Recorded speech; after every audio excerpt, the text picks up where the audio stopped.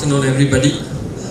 Before I start this lecture, the oration, I should say, Sonal, I'm more than proud of you. Where are you? Just getting this right. No, stay on the first one. Okay, thank you very much. So, the pagadi is off. Right. At the very outset, I would like to thank Sonal for giving me this opportunity, and also the team from GDC Ahmedabad, the Gujarat State Chapter of the AOMSI, for giving me this opportunity to be delivering this oration in memory of Professor Shah. Before I really start on my topic, just a few words about Professor Shah. I met him nearly 25 years ago at Chennai. I was inspecting a dental college with him, and he was a very knowledgeable and interesting character, and it indeed gives me pleasure to be standing here and delivering this KM Shah lecture.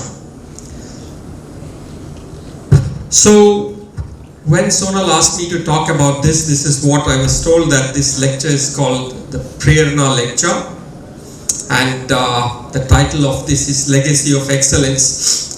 This put me off a little bit because English is not my first language, and I had little difficulty understanding what this really meant, though Prerna is not English. So I went around looking for what these words really mean, because I didn't want to goof up talking on something that was completely unrelated to what she was expecting me to speak. So this is what Google tells us: Prerna is inspiration, right? So this is a speech that is supposed to inspire people, but if it does not, please don't be disappointed, because these are things that cannot be delivered in a package or in a speech. On the contrary, after listening to me, if you're dispirited or feeling a little low, I give my apologies in advance. But the idea is to inspire, and that's what is meant to happen. And then I had a little more greater problem with this word called the legacy of excellence. So I went back to Google again. We go to Google every day. No wonder Mark Zuckerberg rules the world. So Google says it's a lasting impact that is characterized by consistently high standards, achievements, and positive contribution. Very many high sounding words. It may be associated with an individual, an organization, or institutions which have established a reputation for exceptional quality and performance. This is where I have a problem delivering this lecture. If I was supposed to be delivering a legacy of excellence as is defined here, I don't think I would be doing justice to this topic, because I have neither a legacy nor am I excellent. However, going back to the Google again, it gave some examples for, where did we go?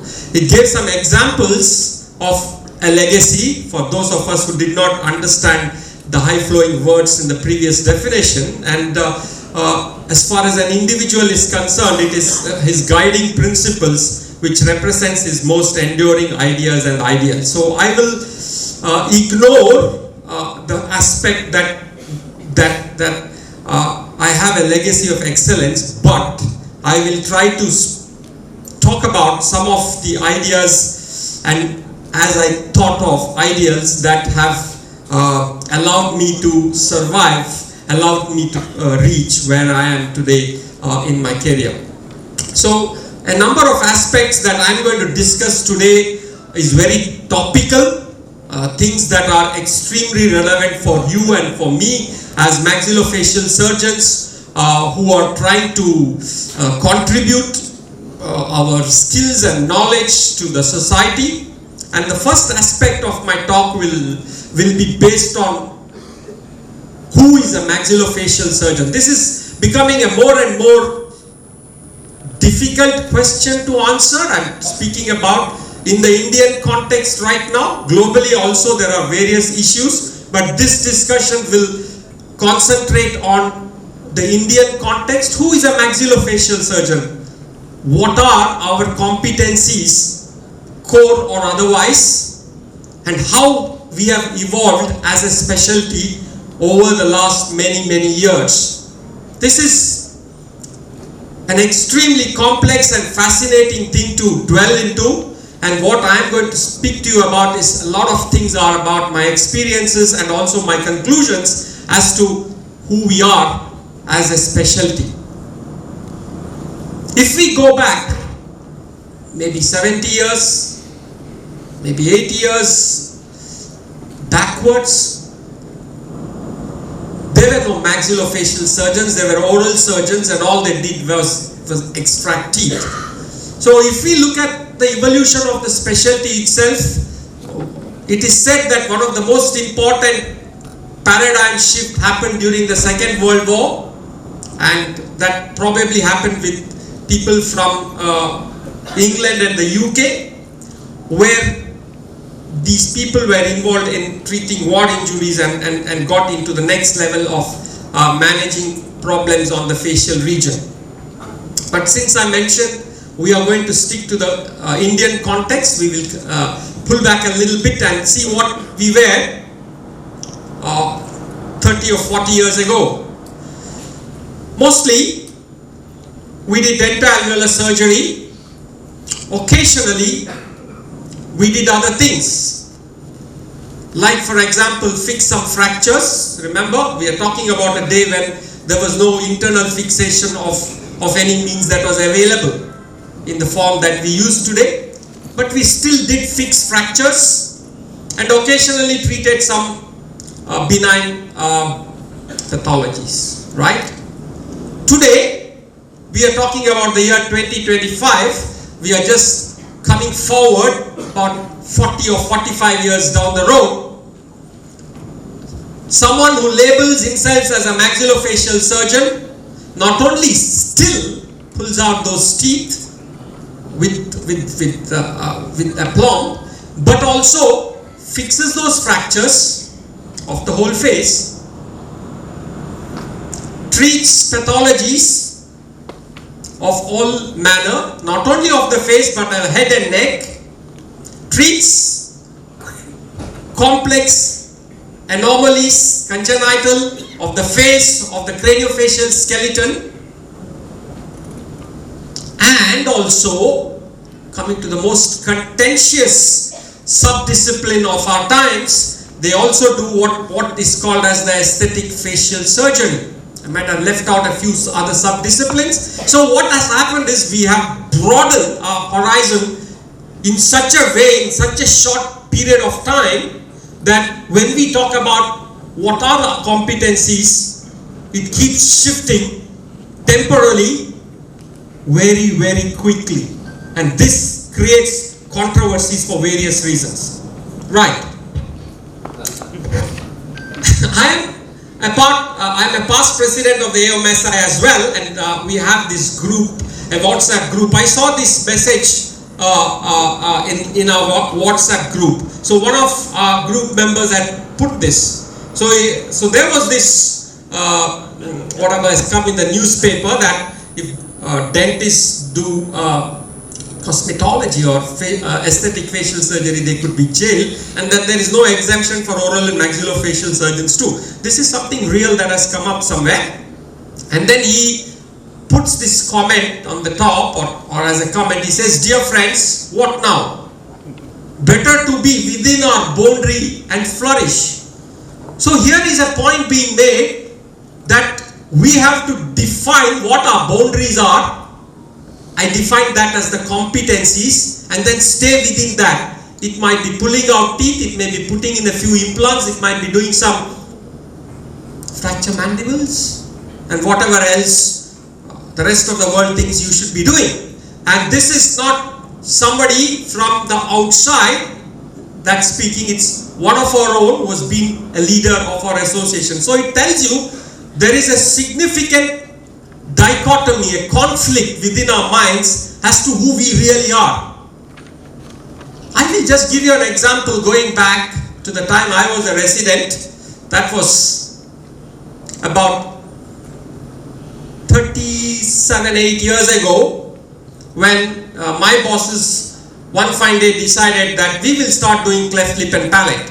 Okay, like how many people today have decided that they will train and do aesthetic facial surgery and are flourishing. And these questions are coming up. This is 2025. I take you back 37 or 40 years ago, when people of those days were trying to expand their boundaries, whatever you want to call. You want to be uncharitable, say encroach into the specialty of managing congenital anomalies. So I used to work at a place called Manipal, which is today one of the premier institutes in this country, a center of excellence, etc., etc. And on a Saturday afternoon, we had to send these OT lists to the anesthesia department as to tell them what cases we are operating. So for us Monday morning list, the boss sent a list with cleft lip and palate repair or cleft lip repair as one of the cases. He got called to the dean's office of the medical college. An hour later, after this OT list went into the anesthesiology department, and in the dean's office he was told, please hand over this case to the plastic surgeon. You're not going to do this. Right? Cut back to 2025. Today, more than 50% of the people who are doing stellar work in cleft lip and palate surgeries in hundreds of cases around this country are maxillofacial surgeons. Right? So, who are we to decide what our boundaries are? What is it that we should be doing? Who are we as maxillofacial surgeons? That's an important point to ponder. So, in response to what the previous friend of mine had written, this other distinguished maxillofacial surgeon wrote, I agree with you, Dr. Dash. Ours is a vast field by itself. Why invade on another one's specialty? The youngsters are just looking into the quick commercial aspect. Otherwise, who would be bothered to pursue? So, how many of you here, or we could go out and ask this to anybody else, how many of us do not want to earn a living out of our own profession? Anybody here who is not interested in earning a living? So, while commercial considerations might be a part of what we are, or whatever any profession is, that cannot be a reason to deny us something. Are you with me? Yes? It's extremely, so what then is the problem? Look at that, the word is invasion, encroachment. So here you were in 1950s pulling out teeth. In 1980s, there were some places, I am told, that if you had to fix a fracture of the angle of the mandible, the general surgeon or the plastic surgeon would do all those incisions you saw, the submandibular, the wristons, whatever, and once the bone was exposed, the oral surgeon will come in, make 2 holes and put a figure of 8 transosseous wiring. Right? It happened. It's real. Right? So here we are now discussing the merits and demerits of 10 different ways of getting exposure to the ramus of the mandible in 2025. And in the 1980s or even in early 90s, there were places where you just waited with a drill and wire in hand to fix that fracture. Right? So as we gained competency after competency, as we made it our domain, it also appeared to other specialties that we were invading or encroaching. That's true. You have to see a coin has 2 sides, right? But then why were we doing fracture mandibles, oral cancers, cleft and craniofacial, aesthetic facial work or implants? Because we were the surgeons for this regional part of the body, this region of the body. We were regional specialists for the face. We have called ourselves maxillofacial surgeons, and therefore whatever surgical requirements, whatever surgical avenues we had in taking care of problems of the face naturally seem to belong to us. Do you agree with me? Yes? But then, because we are a growing specialty, many of these things were being handled by different other people. I know somebody, when I used to work in a place called Dharwad, there was this old venerable general surgeon of the 1950s. He used to pull out teeth because there was nobody else who did it. In his own practice, starting from doing treatment of hernias or thyroids or hemicolectomy, he also extracted teeth. So now, if we started doing that, can he go and say, you are encroaching on me? It's simple logic. Definitions takes place, overlap takes place. I will never say to a plastic surgeon or a dermatologist that, oh, you don't do this, you can't do this, that's rubbish. But the converse also holds good, that I don't expect them to say that, provided I know how to do it. That is the rub of the matter, friends. That if you claim to be a specialist, irrespective of whatever you are doing, be it treating oral cancers, be it treating facial deformities or craniofacial anomalies, the key is, are you providing the care that is required? Are you capable? Are you prepared? Have you been trained to do that? That, I believe, is the question that we need to answer, both from a legal angle as well as an ethical or a moral angle, rather than getting into these nitty-gritties of how we confine ourselves, how we be happy staying within boundaries that were so artificial in space and in time. Right? The next part of my lecture is on how much passion is enough passion, right? So here you are, a qualified maxillofacial surgeon. You have found your niche. You may be a generalist who is doing everything. I know some of them are excellent. They can do everything. In the morning they will pull out teeth. In the evening they put in an implant, and in between they go and raise a fibula flap and reconstruct the mandible. There are quite a few people like that. That is the generalist. And then there are people like me who have kind of narrowed down their work area to a very, very niche subspecialty. I just treat children with cleft lip and palate and do nothing else, and I have done that for the last 20 years. So whatever it might be, you choose what you want to do. If you want to be the best chap dealing with dental implants, I don't think there is anything wrong with that. Or you might want to do only those craniofacial surgeries, so be it. What is important is how we do the job. And this is where again, I promise I will stay topical. One of the important things that is causing a whole lot of concerns, particularly as the AI revolution comes into our lives day to day, this is going to become more and more important, believe me, is how we project ourselves, how we market ourselves. Right? What is it that has got to be the guiding principle? We already decided that commerce or an ability to earn a good living is extremely important. Nobody is even questioning that. But should that be the goal? Should we be chasing the proverbial pot of gold, or should we be looking at what we are delivering? Think about it. The social media is a very important tool. I just give you an example.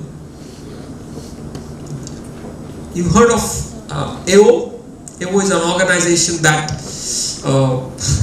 helps people learn internal fixation. AO also has a whole lot of educational activities that it carries out, and one of the things that AO imparts is a fellowship programs for people who have trained in the techniques of AO to go and learn, observe from various parts of the world.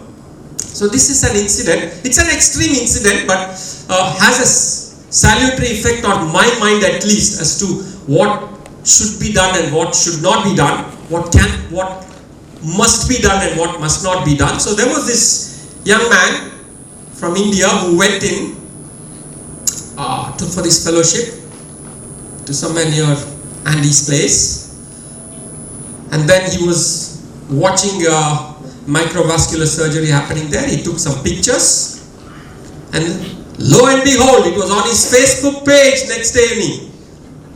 Look at the kind of surgeries I can perform.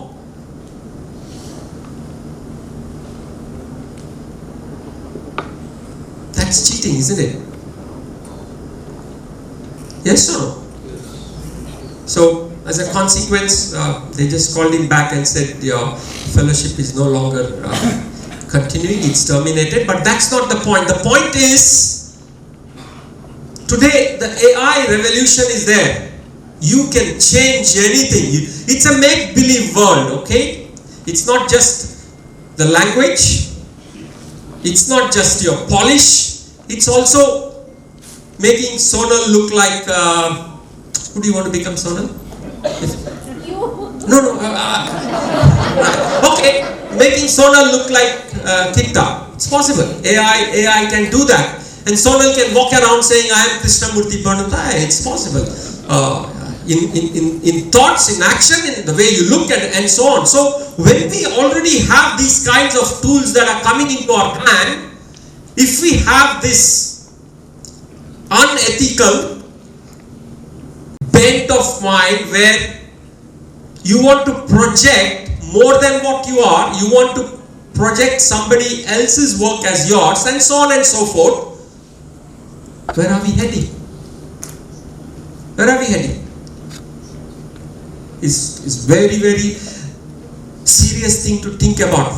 On the one hand, we are talking about encroaching into other specialties, and on the other hand, here we are trying to publicize ourselves as the best in the field, but using tactics that are not only disgusting but condemnable, right?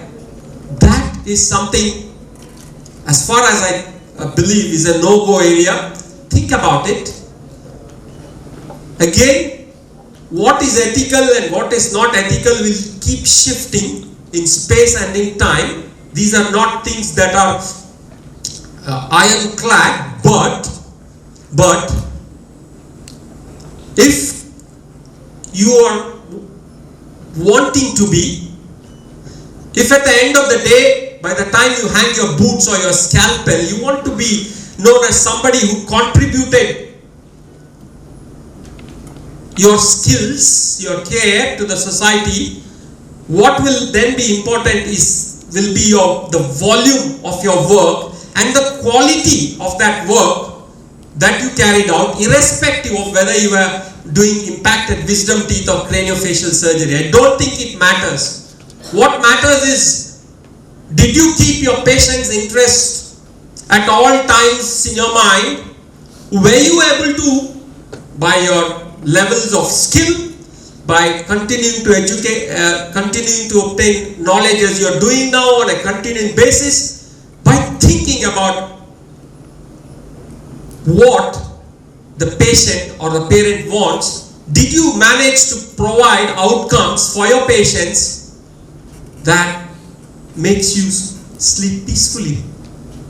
I think that's the question we need to ask, and that I think is important. Now to the last part of this talk.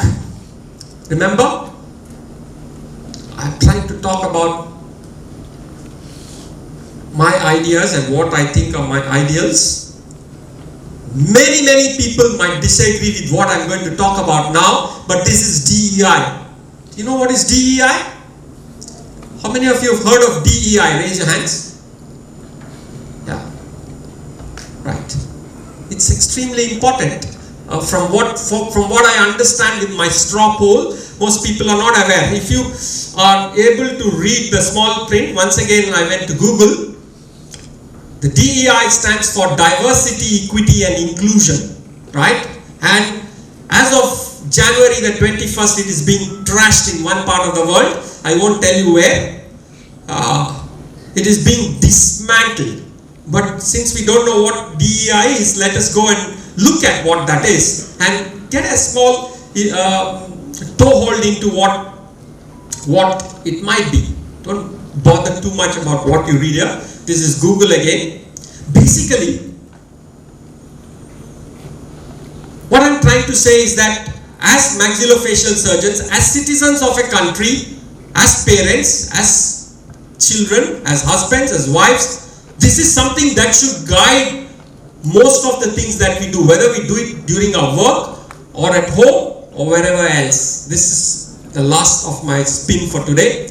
Diversity, inclusion and equity. Very briefly, I will dwell on this with some examples because I believe in today's world is extremely important that we understand what these principles are and try to incorporate that into our day-to-day life, particularly as in our workplace as surgeons. You will all agree that in India of 140 crore, 1,400 million people, everybody is not the same, right? We belong to different religion, caste, sex, income, education, whatever else it might be, knowledge, skills, whatever. Each one of us is different, and it is important that we notice that some of us are very privileged, some of us are not, but what we need to remember is that in a diverse world, all shades or all differences have a place. Let me talk about myself. I consider that I've had a privileged life simply because of where I was born and how I was born. As a male,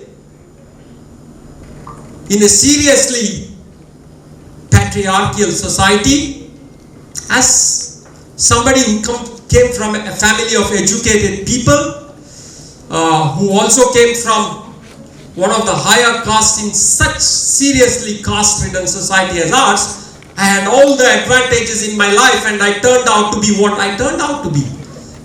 To take myself the credit for all of that would be rubbish. You know, it was the circumstances that similarly, if you go to the other end of the spectrum, you will find somebody who was born very poor, whose parents were not educated, who was a female, where female feticide was the norm. Just think, would both of these belong to the same category? Just think about it. So it is important for us to understand that as we sit here, as we think about our patients, as we think about our neighbors, that we have to take into account the diversity that exists in our population in all the decisions that we take. And the next principle is equity. Equity is not the Dalal Street one. We're not talking about the stock market here. Equity here, as I can read here, it refers to concepts of fairness and justice. Does everybody get an equal opportunity? It is not that everybody is equal, but is it that everybody gets equal opportunities? That is the important thing. You might have a clientele as a maxillofacial surgeon. You're visited by the movie stars, the cricket players and so on. On the other end of the spectrum, you may be somebody like me who's treating patients for a charity where most of my patients come from the lower socioeconomic background. When it comes to the kind of treatment that we are providing, should we be doing different things to these two diverse populations, or should we be providing equal opportunities for treatment to different groups of people? That's the question that we need to ask. It may not be easy for us. I am not saying that I would have all the financial resources to treat somebody that came to me. But if it was possible, like I can, fortunately now, because somebody else is providing me the funding, would I then treat the most indigent of my patients exactly the same as I would if Anil Kumble walked into a clinic like he did to my colleague's office when he fixed his fracture mandible? That's the question we need to understand.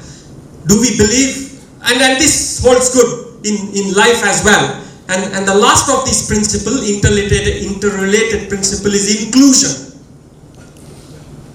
You as a citizen of this country, you as a qualified professional in this country, would you exclude a group of people for whatever reason from considerations of quality of care just because they belong to a particular group? That's what is called as exclusion. And when you don't do that, irrespective of where they come from, what language they speak, what religion they are, irrespective of that, if you say this is how I do it, that is inclusiveness. I believe in the world, like I said, from the 21st of January, the principles of DI is being trashed in one part of the world. I won't tell you where it is. It is happening where there are forces that believe that all this is rubbish, bunkum. Guys like me are called as woke. Heard of woke? W-O-K-E? Yeah. All these woke guys, they talk things that are nonsense. So think about this. You don't have to be woke. You can be fashionably conservative or whatever else you want to call yourself. But think about it, that if you were in the shoe where you are being excluded, where you are not being given an opportunity like the next person, if because you belong to a particular tribe, group, etc., you are being neglected, how would you feel? That's what I want you to think about, because this is supposed to be legacy of sorts that we are talking about. And what kind of legacy would we like to leave to our future generations? A place where there is so much of strife for all these artificial divisions, or a place where we all have a fighting chance to live a normal life. Think about it, my friends. Thank you very much.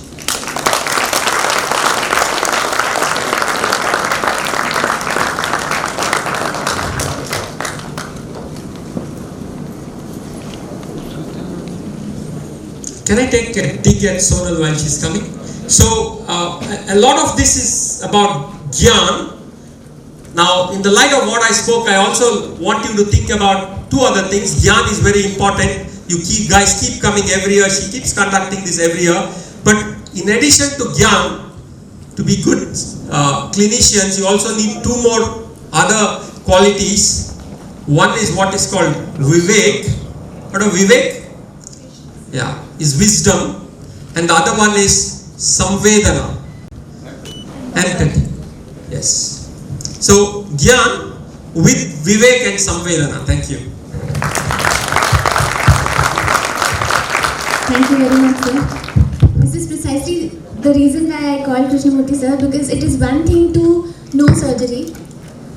That is what we are. But then who we are is what makes us a good person. And then according to me, if we are a good person from inside, we can be a good surgeon. That's what I feel, and that's what sir has taught me. What we are and who we are. So thank you so much, sir.